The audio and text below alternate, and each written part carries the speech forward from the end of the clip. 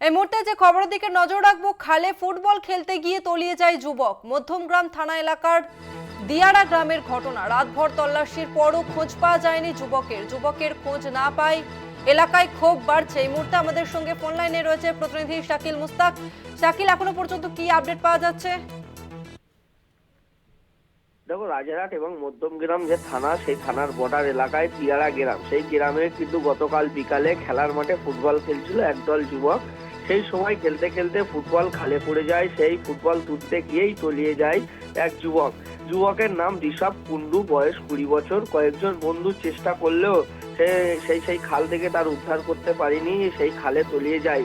এরপরে কিন্তু ঘটনাস্থলে আসে খবর পেয়ে রাজারহাট থানা এবং মধ্যমগ্রাম থানার পুলিশ। প্রায় প্রথমে রাজারহাট থানার পুলিশের তরফ থেকে একজন ডুবুরি নিয়ে গিয়ে বেশ কিছুক্ষণ তল্লাশি চালানোর হয়। এরপরে মধ্যমগ্রামের থানাকে পুরো বিষয়টা জানানো হলে ঘটনাস্থলে মধ্যমগ্রামের থানার পুলিশ এলেও এখনো পর্যন্ত কোনো ডুবুরি কিন্তু তারা এখনো পাঠায়নি বলে স্থানীয় বাসিন্দাদের কিন্তু ক্ষোভ।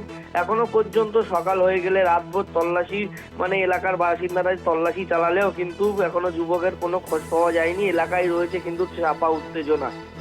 বেশ, ধন্যবাদ তোমাকে শাকিল। আমরা কথা বললাম প্রতিনিধি শাকিল মুস্তাকের সঙ্গে। আরো একবার জানিয়ে রাখবো, বছর 20-র এক যুবক খালে ফুটবল তুলতে গিয়ে তলিয়ে যায়।